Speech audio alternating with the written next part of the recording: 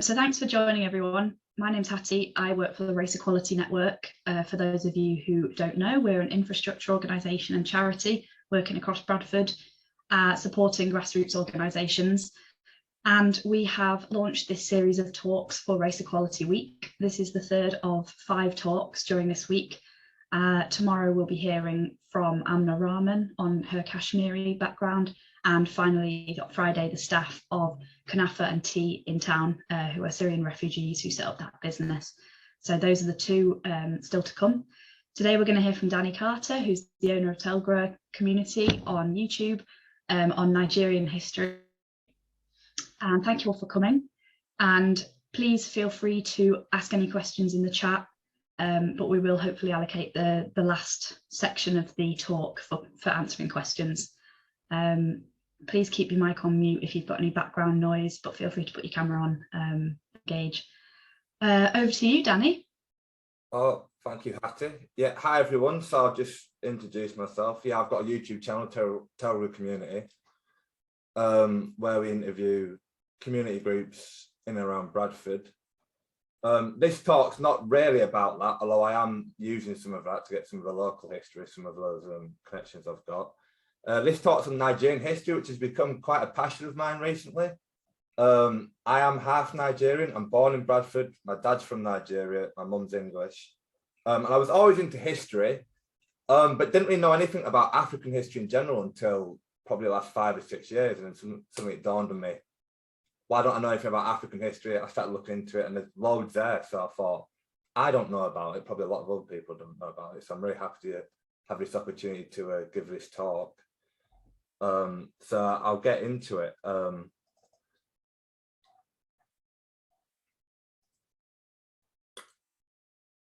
me just, can everybody see the slideshow?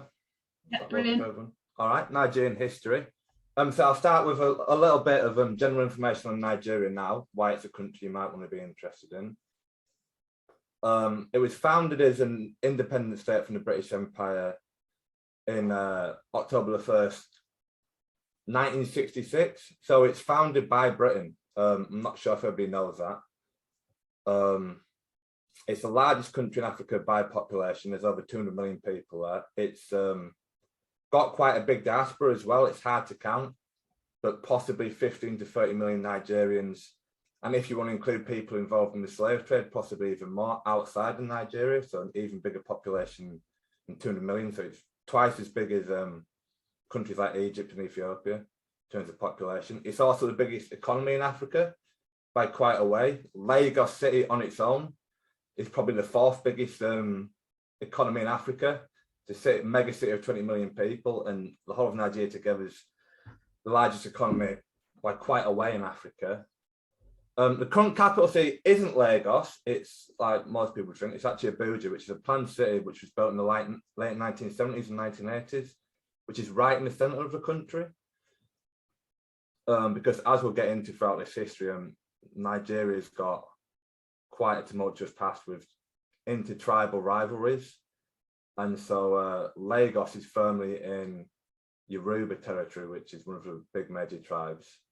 And to, ease the concerns of other tribal groups, if word this might lead to dominating, they decided to build a city in the center of the country, which wasn't really owned by any tribal groups. And so they did. So Abuja, it's quite a big city now, probably about 4 million people in Abuja. It's right in the center of the country.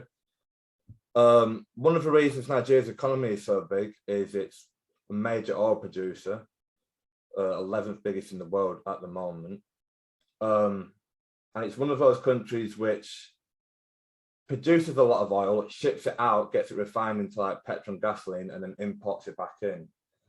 So it's still got, but that's changing possibly in the near future. There's a major oil refinery being built by Africa's richest man, Aliko Dangote, which is going to be one of the biggest in the world and supposed to be able to provide enough petroleum and fertilizer for the whole of Nigeria. So we'll see how that works, but that's a mega project.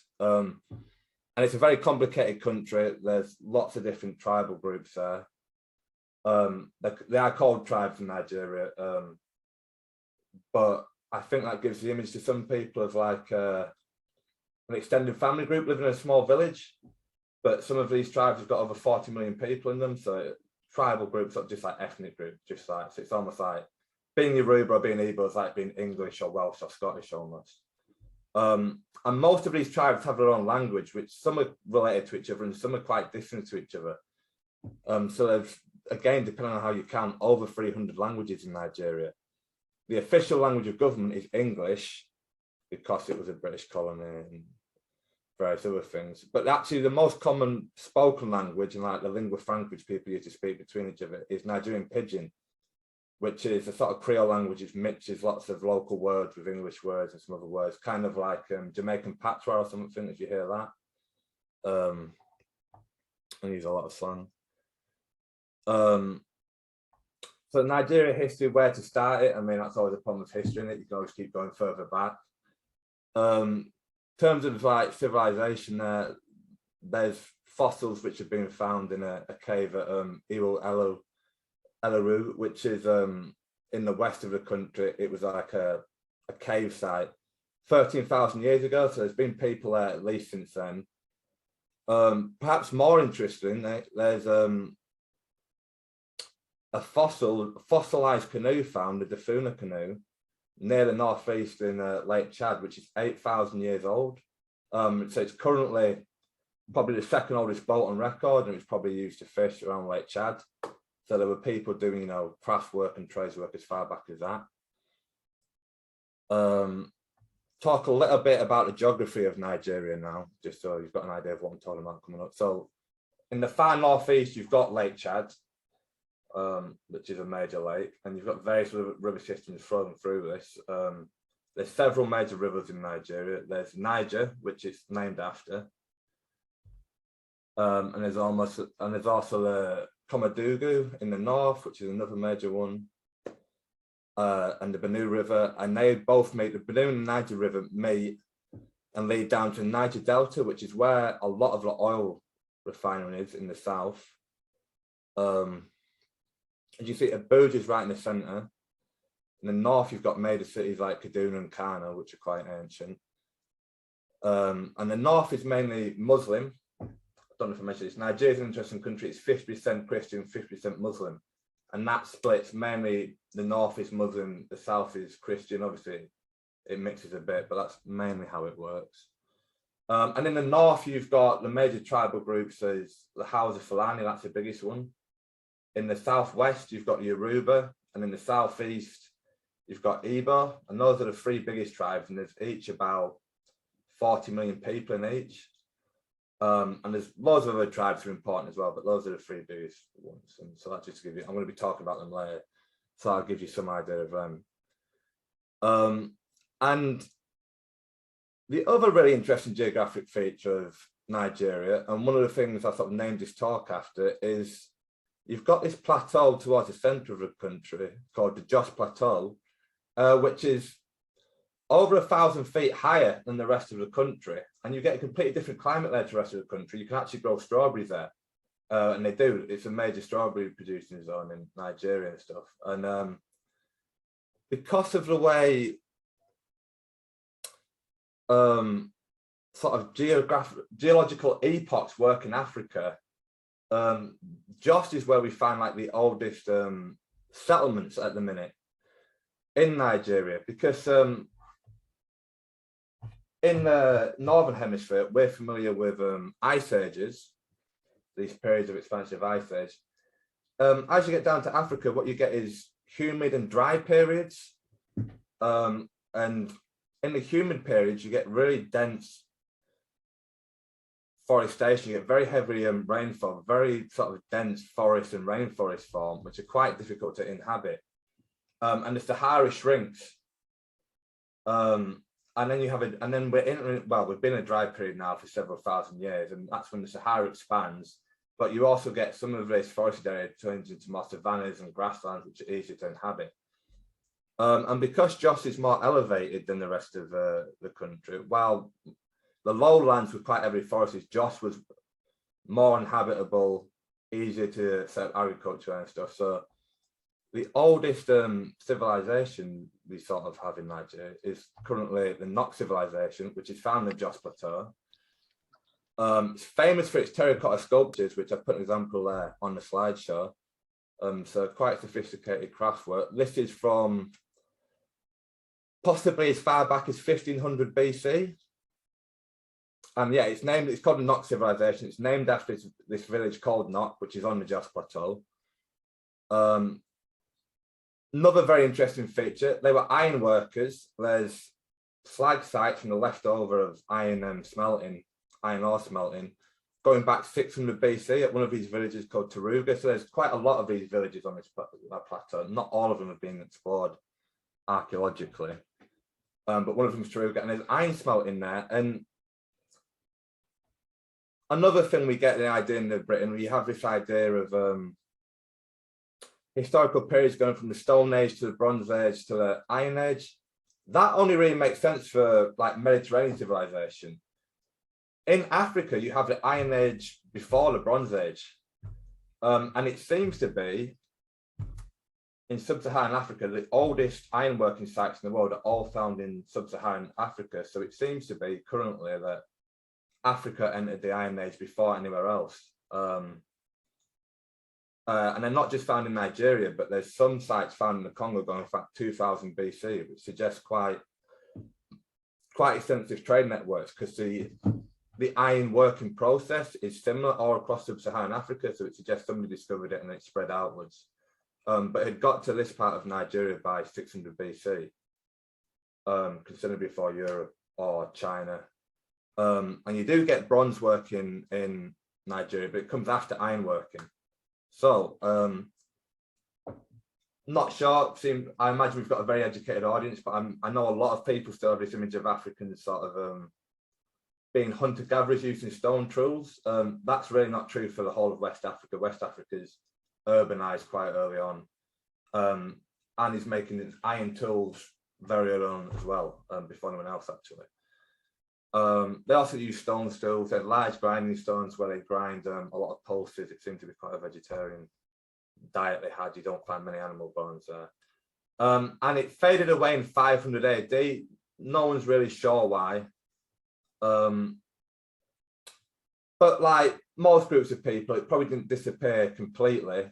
The artistic lineage that you can see there in those terracotta figurines, that continues on into the Yoruba Kingdoms, which date to the 8th century. If you can see in the bottom, I've put a picture up of a wooden carving, and I think you can see in the facial features a similar artistic style to that older style from the Nok Civilization on the Jos Plateau. But we're moving into Yoruba Kingdoms now, which are in the southeast. They had their own religion, which was centered around the city of Ife, which is still a spiritual home of this religion, and that's the oldest center of power for these group of kingdoms.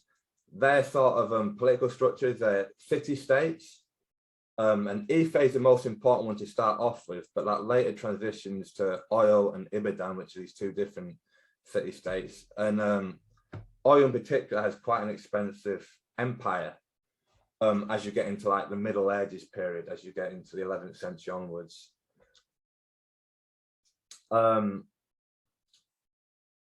Oil's based in these clearings in between the forests. It's sometimes called the oil gap.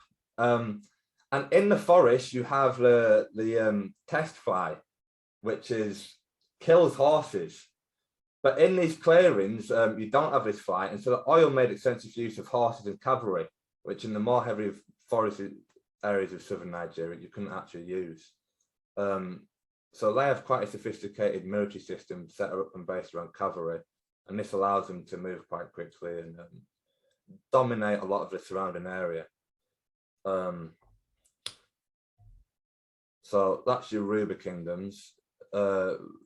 Move on to a related kingdom, the Kingdom of Benin, and again, similar time period, founded probably in the 9th century. Founded by the Edo people in Edo State, who were related to Yoruba. You'll see similarities in the language. The local ruler is called an Oba by both the Edo people and Yoruba people. you might have heard of the city of Benin. It's famous for these very big earthworks, which I've put a picture of in the bottom right-hand corner. And these are like these are like fortifications, but it's not built with stone, it's built with earthworks. And believed to be the biggest in the world before the mechanical era, they stretch for 16 kilometers around the city, and actually outwards of 300 kilometers when you include the ones around the surrounding rural villages. And this was quite a major urban area of tens of thousands of people going back 1,000 years ago. Big city, they got very prosperous on trade, trading ivory and later slaves, although we'll get more into that later, and palm oil. Was first visited by the Portuguese in the 1400s. They established a heavy trade there, and later the Dutch take over. And I've got a picture in the top right there by a Dutch visitor to the city in 1668, and you can see some of what the city looked like, the procession of people. So quite, as you can see, quite a big urban area. As you look into the top right of that picture, it stretches on for quite a way. And it was described by a Portuguese ship captain in 1691 as Great Benin, which is what they called it there, where the king resides. It's larger than Lisbon, he thinks. All the streets run straight, and as far as the eye can see, the houses are large, especially that of the king, which is richly decorated and has fine columns. The city is wealthy and industrious. It is so well governed that theft is unknown, and the people live in such security that they have no doors to the houses. So he gives a very glowing review of it in 1691. As we get later on, there's lots of British visitors who don't give it such a glowing review. But anyway, but this guy liked it. He gave it 5 stars in Yelp maybe in 1691. So what I'm trying to go through these kingdoms is one of the things about Nigeria is there's not like a previous kingdom which controlled it all before the British created it as a colony. Like in India, you know, you can go back as far back to like Ashoka the Great and stuff, and roughly what is territorial India now was India then. That's not really the case in Nigeria. You have these individual tribal and political states and kingdoms, and some of them are quite different. So we're moving on to the Kingdom of Niri now. And again, similar time period, that there could be more archaeological work done to date these more specifically, but they're all present at least from the 10th century. From the 900s on, all these kingdoms are present in Nigeria. This is an Igbo land in the southeast. They have a very interesting sort of government structure. Igbo people are famously, I want to say unruly, but that's almost got negative connotations, but almost egalitarian. They tend to have quite flat hierarchies and be quite difficult to control. And this is true of the Kingdom of Niri. It's ruled by like these priest kings and a traveling priest class. And so it's theocratic, but like the way it works is these priests will travel around and they basically control trade throughout the kingdom. So they'll go to a farmland and they'll do a blessing, and in return, the farmer will gift them some goods or some of their produce. And they'll also like adjudicate disputes and laws. They have a set of taboos, and anybody breaking these taboos will have to pay them a fine of a certain amount of goods, and then they take it on to other villages and towns and stuff. So they sort of control trade, but through this set of spiritual practice, which have certain gifts and rights to given to them. It was believed to be founded by Eri, who's a descendant, a sky being, some sort of divine being, man but God, sent by Chukwu, who's in traditional Igbo religion, is a traditional is their supreme deity, but almost believed as like to be like the sort of the life force of the entire universe. He's not personified in Igbo religion. It's not a person. This is just some sort of force which seems to give movement to everything in existence. He's an Eric, so this is a traditional story. And he's these priest kings. Not all of them claim descent from him. If you're viewed holy enough, you can be sort of elected a member of his class.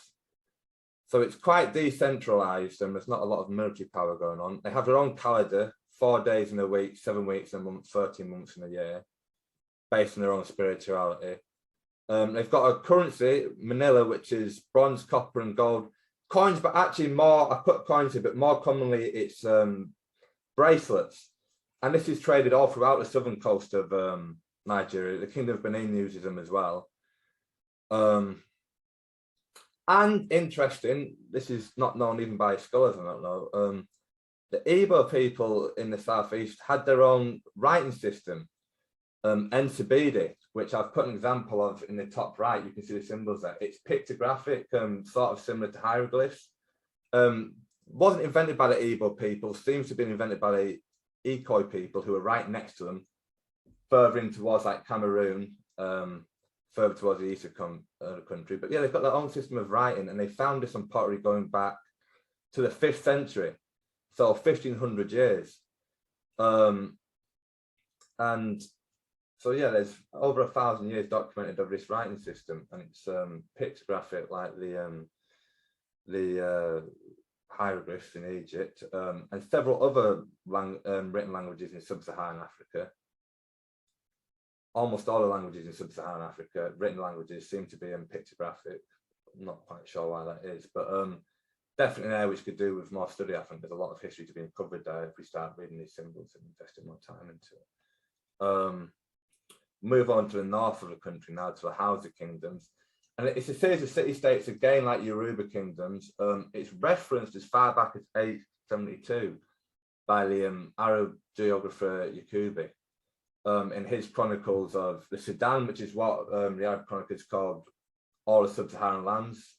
It's listed there along with the Kingdom of Ghana, which people might have heard of, and the Kingdom of Kanem, which is these are these two big ancient kingdoms in sub-Saharan Africa, and the Hausa Kingdoms sit right in between them, and they both sit on the edges of this trans-Saharan trade network. After you get the Arab expansion out of Arabia, and they bring the camels with them. They're very quickly, there was already a trans-Saharan trade before, like going back to ancient Roman trades, but this really booms it, because with the camel you can get across the desert a lot easier.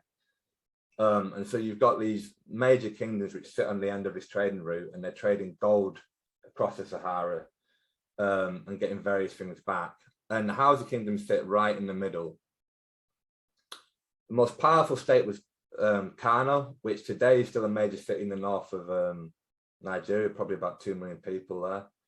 And because they're on the end of these trade routes, and they're getting all this influence from these Muslim kingdoms across the Sahara and next to them, they become Muslim by the late 14th century. So at this time in the south of Nigeria, Nigerians are still following their traditional spiritual practices, but in the north of Nigeria, they're becoming Muslim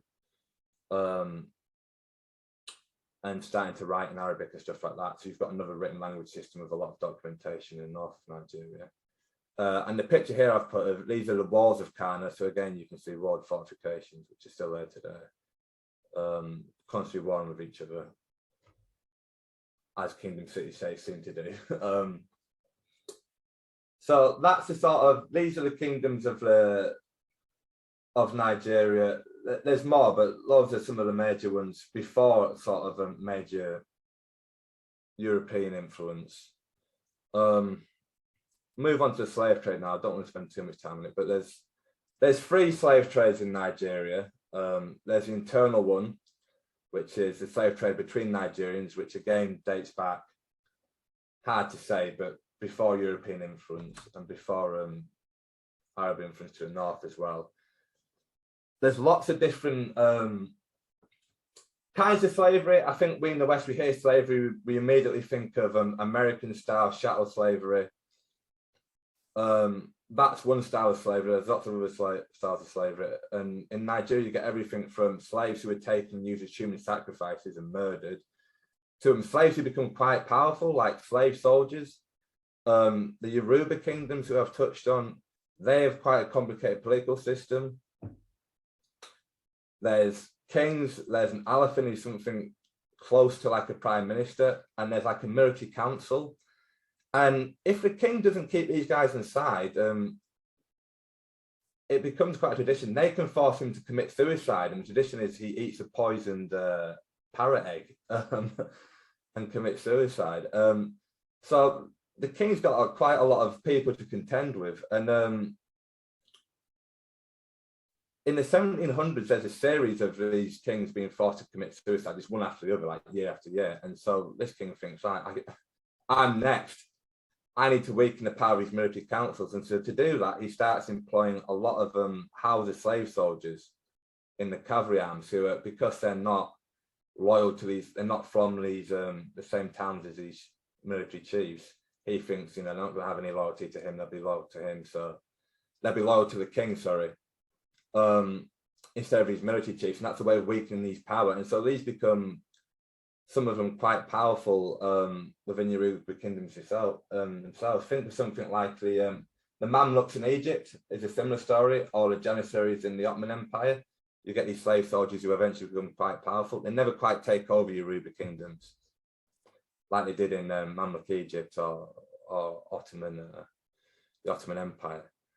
But so there's a whole gamut of some slaves who, don't want to say doing all right for themselves, but doing a lot better than other slaves, shall we say. There's a trans-Saharan slave trade as well in Nigeria, and this again dates back to antiquity, before you get the camels there.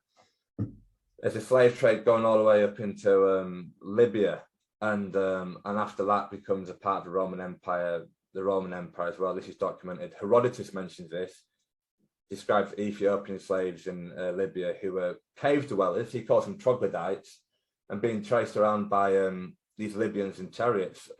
Ethiopian's their word for, the Greek word for black people. I think it literally means burnt. But you can find this word as far back as the Iliad, actually. It appears twice in the Iliad.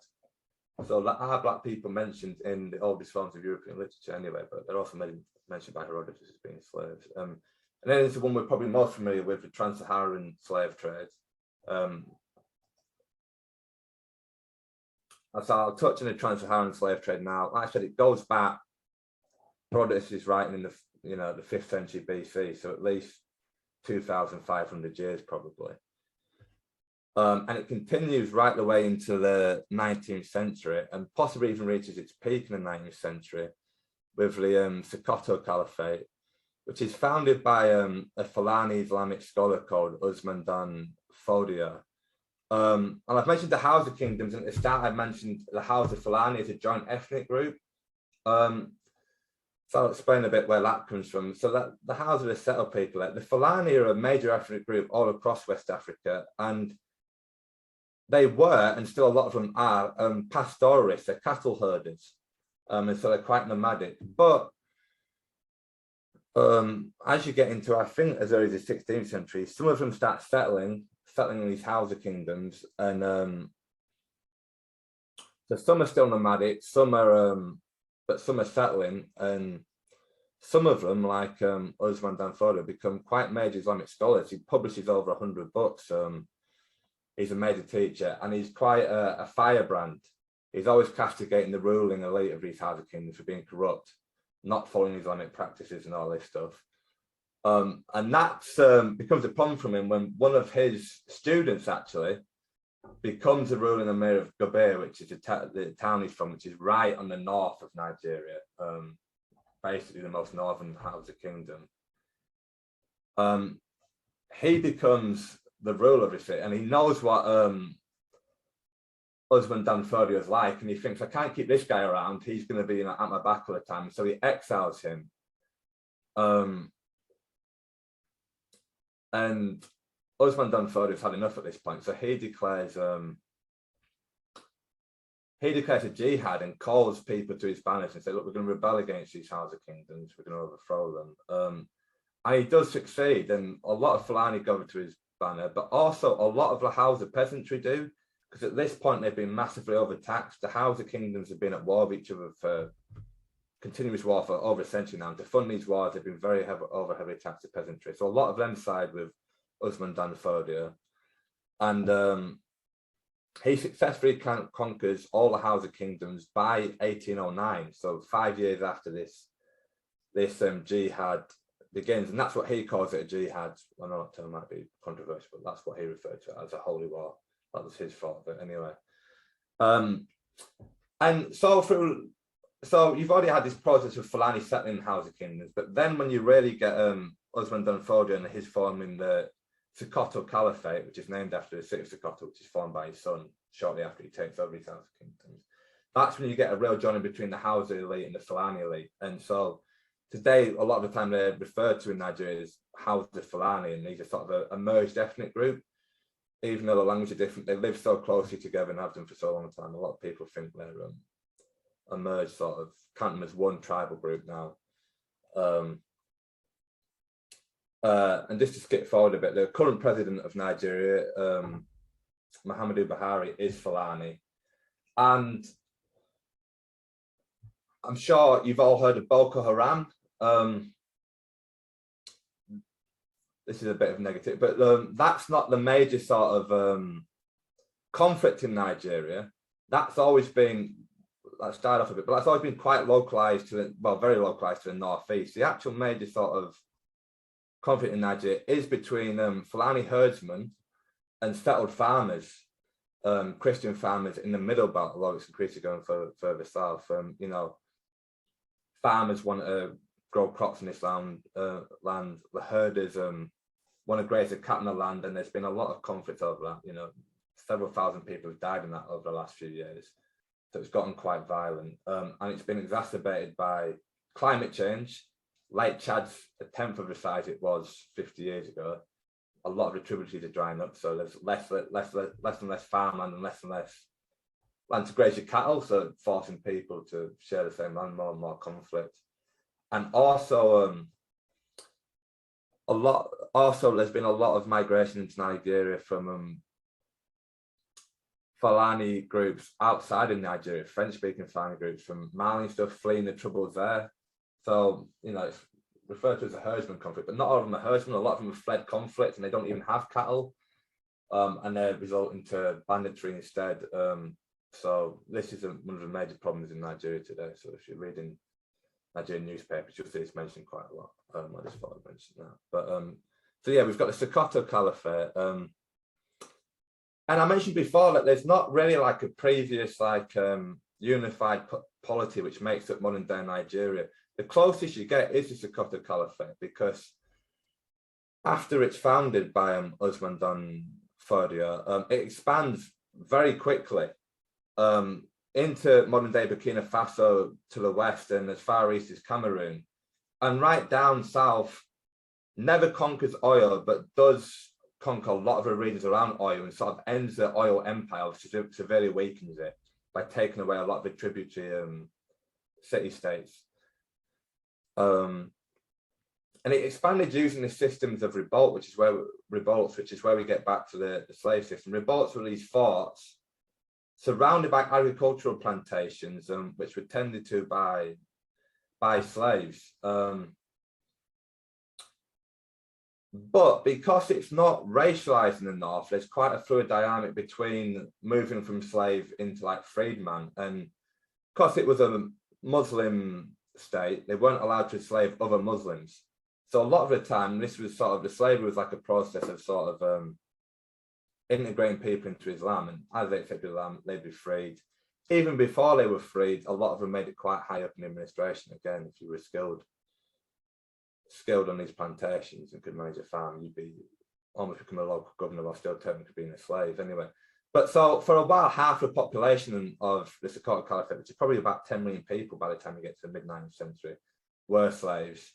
And some of them are traded across the Sahara, but most of them are actually on these agricultural plantations. So that's the Sokoto Caliphate. Move back to transatlantic slavery now. And it's heavily tied, obviously slavery is heavily tied with trade in general and also religion. Transatlantic slave trade starts in Nigeria in the Kingdom of Benin, which we talked about previously in the 15th century. It's originally the Portuguese, and they exchange slaves. They buy slaves in exchange for European manufactured goods normally. Firearms and alcohol are the two big ones. And so this is one of, there's always this question around Africa of development. Why does it seem to have developed slower than other regions of the world? That's a very complicated question, but one of them is this slave trade process. Is if you're getting all your manufactured goods from abroad, that tends to kill off your local industry. So as you see, going back to the Nok Civilization, there were skilled iron workers and craftsmen in these countries, in these kingdoms. That starts to decline as it's replaced by manufactured goods manufactured in Europe in exchange for slaves. Benin actually banned the sale of male slaves to Europeans in 1553 because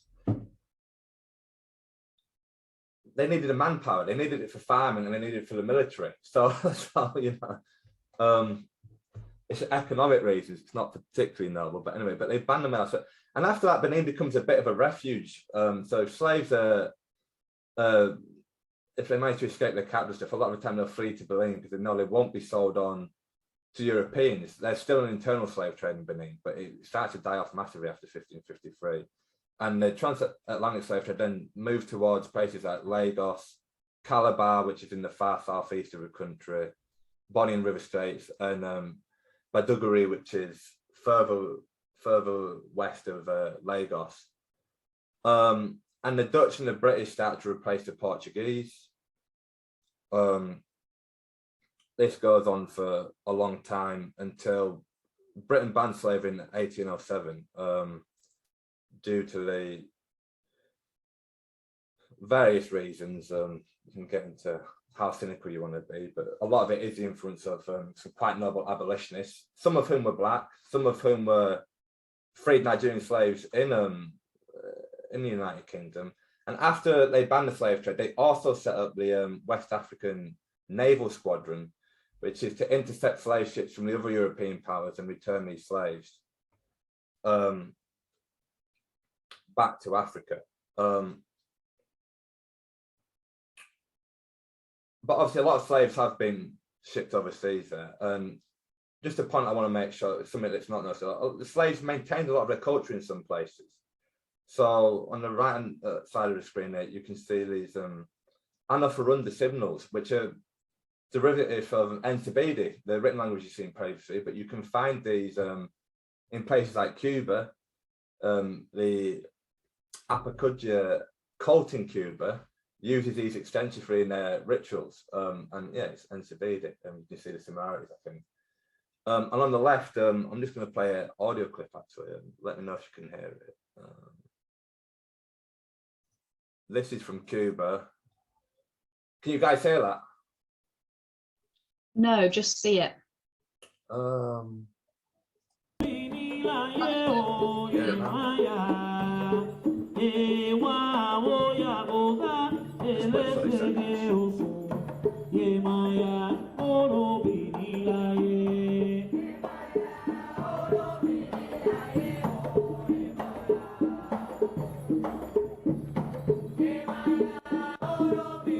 So yeah, that's in Cuba. You'll also find very similar things in places like Brazil. That's a traditional Yoruba dance. It's a spiritual dance talking about Yemaya, who's a Orisha, they're called in Yoruba region. Traditionally, the river Orisha in Cuba become more associated with the oceans, as you can imagine, being an island surrounded by an ocean, so the water spirit. And in Yoruba region, yeah, the Orishas, they to praise them, you do certain kinds of traditional dances, wear certain kinds of clothes. You can see the blue clothes, so there's colours associated with the Orisha, and you sing songs. And this is in 2014 in Cuba, still being practiced. So slaves took their culture with them, and some of that still remains today in the Americas, in the Caribbean, places like that. So I'm trying, you know, I think the relationship in the slave trade's more complicated than it just being all going sort of one way and all ended up in sort of slavery.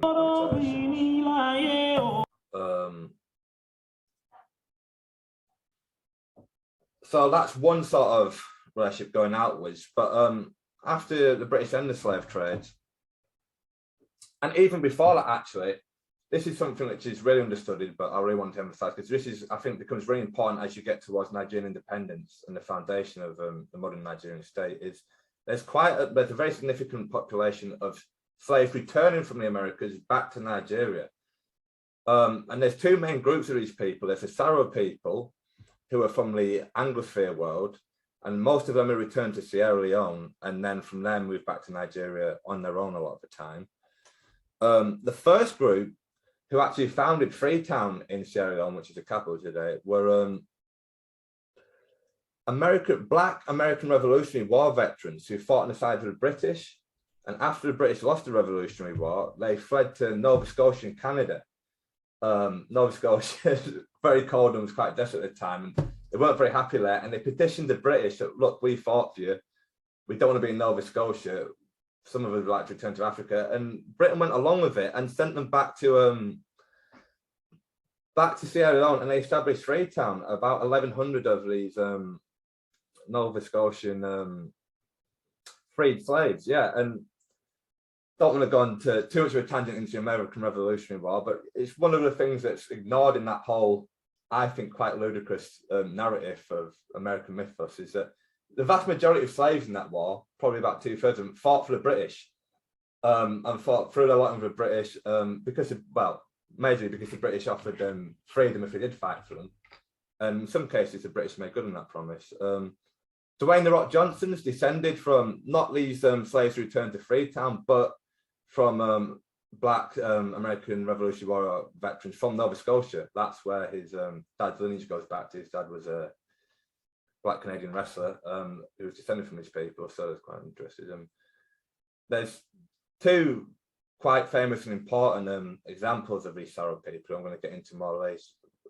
There's Bishop Ajayi Crowther, who was the first Anglican bishop in Africa. I've got a picture of him there in the top right. Educated in Oxford in the 1860s, got a master's in divinity from Oxford. He was on a slave ship which was intercepted by the West African squadron and sent back to Sierra Leone. And from there, he got an education at a Christian school. Went on to, like I said, become the first Anglican bishop. And there's also J.P. Davis, who was another slave owner, who was a captain of his own ship for a while and becomes quite close friends with Ajayi Crowther, but another freed Saro person. And the second major group is the Amaro people, who were freed slaves from Brazil and Cuba. And so these are Catholic, as opposed to most of the Saro people become Anglican because of the influence of the church and the missionaries. And you've got the spread of Christianity in the South now, but it's, as we're getting into like the late 19th century now, most of the South of Nigeria is still following its traditional spiritual religions. There is mission work there, but the major population of Christians are these return people for the most part. And yeah, the Amaro people, they're freed slaves from Brazil. A lot of them, some of them, they come late in the Saro people. Some of the Saro people are going back in the very early 1800s. By the mid sort of 19th century, 1850s, 1860s, you get these Amaro people. A lot of them are paying for their own way back to Nigeria. That's how some of them are sent back from Brazil after they stage like a rebellion in 1863. About 1,000 of them then get sent back to Nigeria. This is a way of, we're not going to have any more rebellions if we just send them out of the country. And they set up the Brazilian court in Lagos. This is the Cathedral of the Holy Cross, which is still in Lagos, and you can see maybe Portuguese / Brazilian architectural style there. And that church is about 150 years old. And so you sort of seen the end of the transatlantic slave trade in the 19th century. It's been sort of dwindled down, but we obviously then move straight into the colonial era. And it begins, Lagos is colonized about 40 years before the rest of the country. And this happens when Oba Atikoi, he becomes the Oba, the ruler of Lagos, and he tries to ban slavery in 1841. The British have banned slavery at this point, but obviously the slave trade is still going on with the Portuguese well into the 1860s, and also there's still this internal slave trade, which I mentioned before. So there's still slavery in Lagos. He wants to ban it. The merchant class in Lagos, which by this point is a very serious trading part, it started as a fishing village, but very powerful, and they depose him and replace him with. There's been a long sort of royal dispute in lineage at this point, and replace him with his rival, Oba Kosoko. Atikoi, he ends up in exile in Britain, and he begins petitioning the British to reinstate him. The argument he makes is, you want to end slavery, I want to end slavery, and you know, you help me to do this, I'll make sure that your trade interests are protected. Lord Palmerston is the Prime Minister at the time. He likes the sound of this, and he sends a J. Crowther to Queen Victoria to make a direct appeal to her, which is quite powerful, having this person, this returned slave there. He reads her the Lord's Prayer in Yoruba, which she says is very melodious. She likes the sound of it, so she's quite impressed with that, and the British agree. And so they send a fleet to Lagos to do what's called the bombarding of Lagos.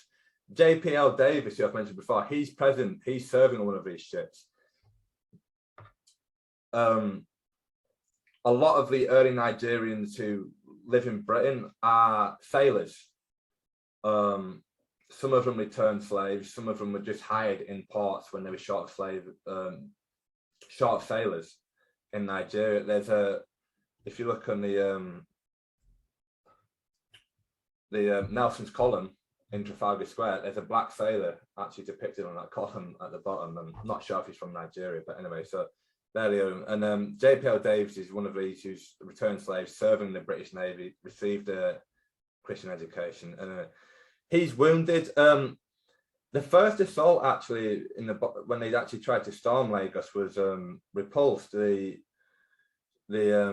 Obakosako had amassed a lot of muskets, a lot more than the British were expecting, and a lot of cannon. He had over 50 cannons on these fortifications around Lagos. Like I said, the slave trade, a lot of what they were training for was weapons. And so he's quite heavily armed at this point. And so the first attempt to storm Lagos fails, but a month later in December, they go back and they succeed. But JPL Davis is wounded, and he notes that he thinks Obakosako made a tactical mistake. The Oba didn't deploy his own navy. He had war canoes with swivel guns, and he didn't send them out. Anyway, so JPL Davis makes it this way. But anyway, Kosako loses. He's not captured though. He flees. He flees northwards to another Yoruba kingdom where he sort of starts gathering more soldiers. And for the next 10 years, keeps threatening to invade and take back Lagos. The British ignoring most of it until in 1861, the French are starting to make incursions nearby. And they're worried that these two might team up. So Lord Palmerston, in power again, he arranges for the formal annexation of Britain. So it's a formal, so in 1861, Lagos becomes a formal colony of Britain under British protection. The French can't invade it and say, we were just, you know, this was a local dispute. You're actually attacking British land here, you might trigger a big war. So, you know, that deters them. So Lagos becomes the first part of Nigeria to be formally colonized. Delta Protectorate is next. I'm going to skip over that, but there's some very interesting stories there. If we go back to Benin now, Benin's still a major city at this point. And it's a thorn in the British side as they start to want to expand out of Lagos. They set up the Royal Niger Company. People who are familiar with the history of India might be familiar with the East India Company or the West India Company in the Caribbean, but they do colonization through a corporation to start off with. They want to expand outwards from Lagos. Benin's frustrating them. In 1896, they send off an expedition to try and conquer Benin, and they try to do it covertly. They hide their weapons in the luggage of reporters, and they're doing it secretly. But the Oba Benin gets warning of this from people on the coast, and they come to conquer them. And so he's not sure what to do, and he settles on let them come in and we sort of hear them out. We'll make sure we're ready if they want to fight. We'll hear them out.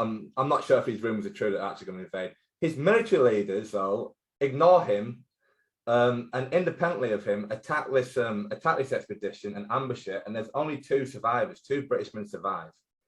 And so not only has, but actually in one of the ironies, not only has like were the Oba's generals disobeying him, the British hadn't received the British expedition hadn't received official leave to actually go and conquer Benin.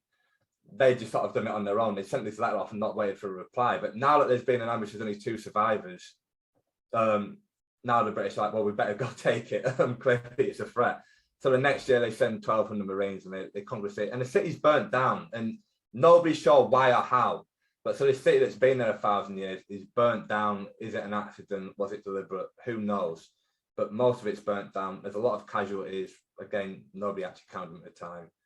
And that is the last Oba of Benin. I've got a picture of there. We're getting to 1896s now, so we've got photographs.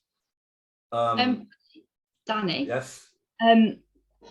We've got a few people who have to head off at the end of the session, and there's about 5 minutes left. I'm wondering if you'd like to say a bit about kind of a Nigerian context in Bradford now. Yes. Would that be all right? I'm sure there's so much more on the history that you could talk to, but I know people would really appreciate hearing a bit about Bradford. I'll skip forward.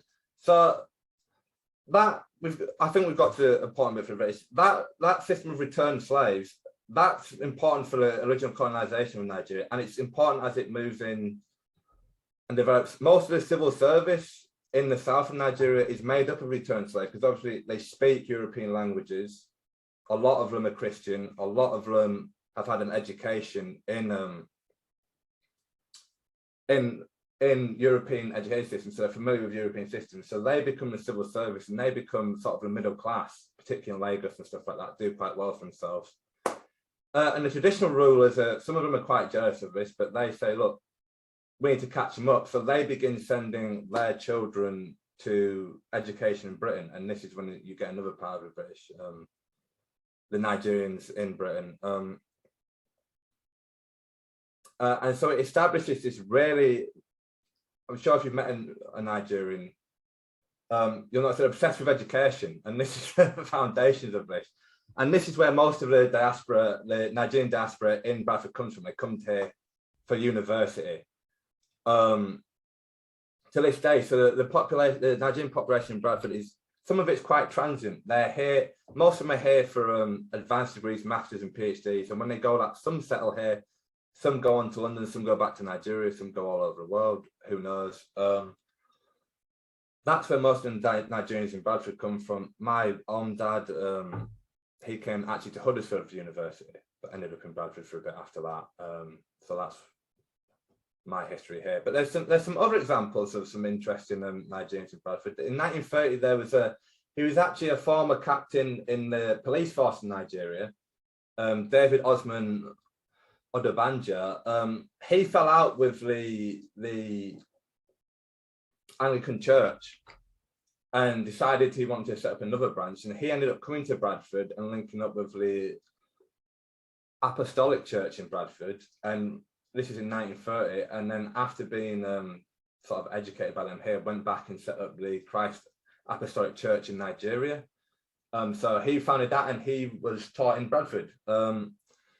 Well, it's not quite Bradford, but Wallace Soyinka, who's a Nobel laureate in literature, he went to university in Leeds in the 1950s, just across the road. There's an interesting local story of Susanna Nwose. She was an early Nigerian immigrant to Bradford in the 1940s. She actually met a Bradfordian born in Bradford, Mike Shaw, in Nigeria. He was over there working in one of the factories. He met Susanna, quite fancy. They ended up, talking a bit. They ended up in a romance, and they married, and he brought her back here. And there's some really interesting, if you want to know a bit more about their story, there's actually a book specifically, if you want to know more specifically about the Nigerian history in Bradford. Nigerian Voices, done by Nigerian Community Association in Bradford. You can buy it if you get in contact with them. It's a book and a DVD, and it's got Susanna's story in that, along with some other stories of Bradfordians in Nigeria, Nigerians in Bradford, sorry. So there's a book and a DVD series if you want more specifically about that, if you get into contact with Nigerian Community Association from Bradford. But yeah, the vast majority are here for university and some for work. Thank you for the talk. Sorry, I've gone way over there.